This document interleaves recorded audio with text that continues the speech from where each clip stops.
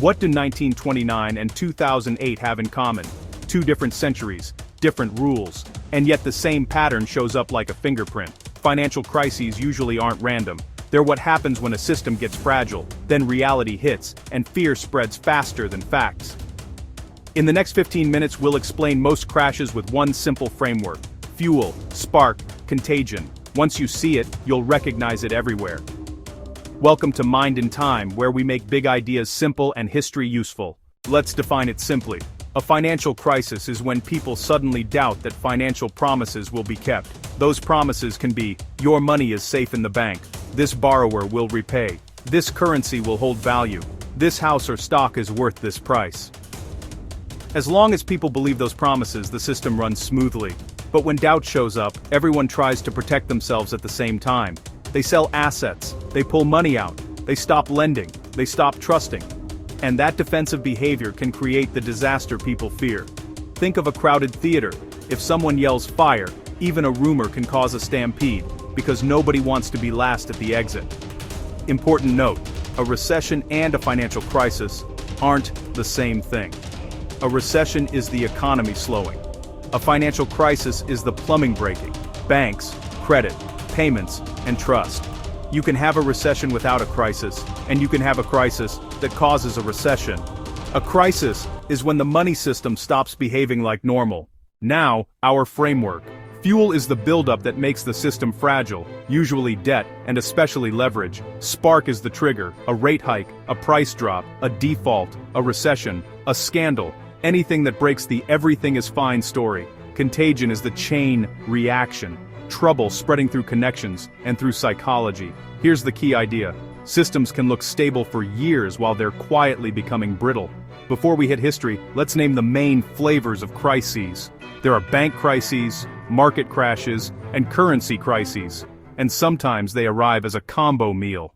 A bank crisis is a trust problem. A market crash is a prices problem. A currency crisis is a value problem. Money itself loses credibility. But underneath, the engine is similar.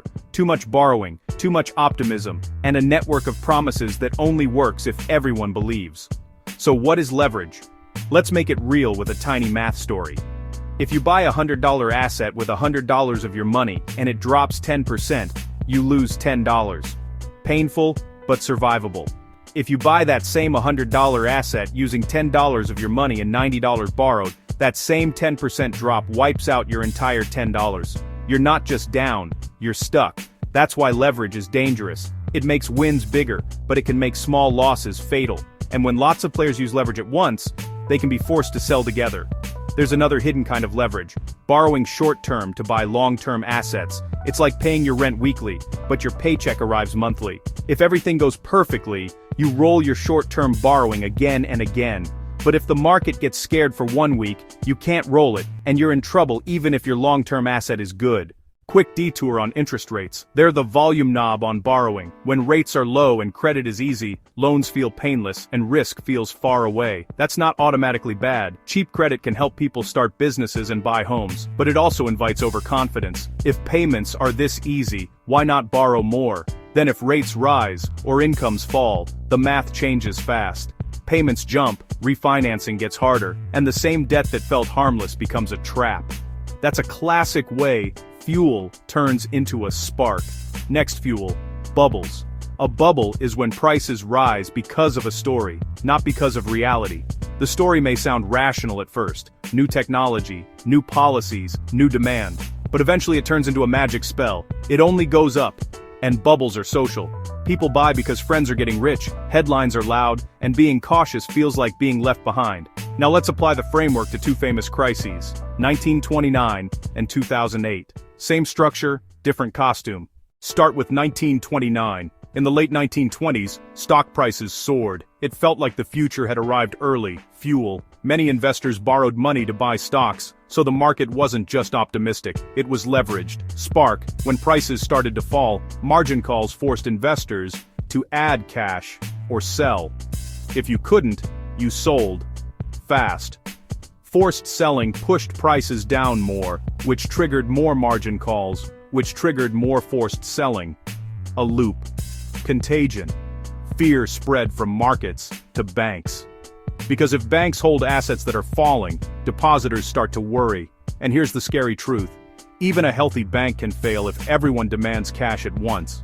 Imagine a bank has $100 in deposits. It might keep $10 as cash and lend out $90 as loans. If a few people withdraw, no problem. But if everyone shows up on the same day demanding $100 in cash, the bank can't do it instantly. So the bank is forced to sell assets quickly, often at bad prices. That makes losses real, which scares more people, which brings more withdrawals. That's the panic spiral. When credit disappears, businesses can't operate, they can't buy inventory, make payroll, or expand. So the financial shock becomes a jobs crisis. Now jump forward to 2008. Fuel. Housing prices rose for years. The belief was simple. Housing is safe. Housing always goes up. More people borrowed to buy homes. Lending standards loosened. Rising prices made almost everyone look safe because you could refinance or sell. Then finance added amplification. Mortgages were bundled into investment products and sold to investors around the world. Bundling can spread risk, but it can also hide it, especially when people trust labels more than they understand what's inside. So a local problem, one neighborhood, one city, can become a global problem because the same mortgage risk is now sitting inside many portfolios. Risk didn't disappear, it moved, and it spread. Spark. Housing prices stopped rising, refinancing got harder, defaults increased, mortgage products designed for normal times started failing under stress, and suddenly nobody knew who was holding how much risk. Uncertainty is poison. If you don't know what's inside a product or inside a bank, you assume the worst. When everyone assumes the worst, markets freeze. Lenders demand more collateral, or they refuse to lend at all. This is the moment people forget. The real economy runs on short-term borrowing. Companies borrow to pay suppliers, ship goods, and meet payroll, then they pay it back later. So when short-term lending freezes, it's like oil draining out of an engine mid-flight. Even healthy firms can stall. That's why 2008 felt like black ice. Everything looked normal. Then suddenly, nothing gripped. Now let's open the hood. How does contagion actually spread? 3 main channels. Channel 1 is balance sheets. If Bank A is exposed to Bank B, and Bank B looks shaky, Bank A gets nervous and pulls back. Channel 2 is liquidity. When everyone wants cash at once, assets get dumped. Prices fall. Falling prices force more selling. Liquidity vanishes. Channel 3 is psychology. Humans copy each other in uncertainty. If you see others running, you run too. Because being early feels safe, and being late feels fatal. Put those together and you get the panic loop. Prices fall, fear rises. Fear rises, people sell and hoard cash. Cash hoarding kills liquidity. Low liquidity causes failures. Failures create more fear. One person withdrawing money is normal. 1 million people withdrawing at once is a crisis. So how do crises stop? Not by pretending nothing happened, but by restoring trust and cash flow. Usually that means 3 things. Provide liquidity so the system can breathe, guarantee key promises so panic doesn't spread, and restructure bad debt so losses are recognized instead of hidden. Central banks sometimes act like emergency firefighters. They lend when nobody else will so the rest of the system doesn't burn down. Governments sometimes guarantee deposits or key institutions during panic. It's not a reward for bad behavior, it's a way to stop a stampede. But there's a downside. If people expect rescues every time, they may take bigger risks next time. That trade-off is called moral hazard. So after the fire, you need stronger rules, more capital, better supervision, and clearer transparency. So risk can't hide in the shadows. And currency crises, same trust story, just with a country's money. If investors believe a currency will lose value, they rush to swap it for something safer. That capital flight drains reserves and can force a sharp devaluation. And if debts are in a foreign currency, they suddenly become much more expensive, so the stress can explode fast. One common myth is, why doesn't the government just print money and pay everything? Printing can help in emergencies, but used recklessly, it destroys confidence and fuels inflation, another kind of crisis. Crisis management is always a balancing act. Save the system fast enough to stop panic, but not so carelessly that you teach everyone to take reckless bets next time. So why do crises keep happening? Not just greed, though greed plays a role, but incentives and fading memory. In good times, risk looks smart, caution looks silly, warnings get ignored because this time is different. Then a shock hits, and everyone realizes the system was fragile all along. So can regular people spot fragility? You can't predict the exact day, but you can recognize warning signs. Warning sign 1. Debt grows faster than income. If borrowers need perfect conditions to survive, the system is fragile. 2. Asset prices detach from reality. If the story is, it can only go up, you're near a cliff. 3. Short-term funding becomes normal. If everything depends on rolling over debt, one bad week can become a disaster. 4. Complexity hides risk. If insiders can't explain it simply, that's a red flag. 5. Confidence becomes the product.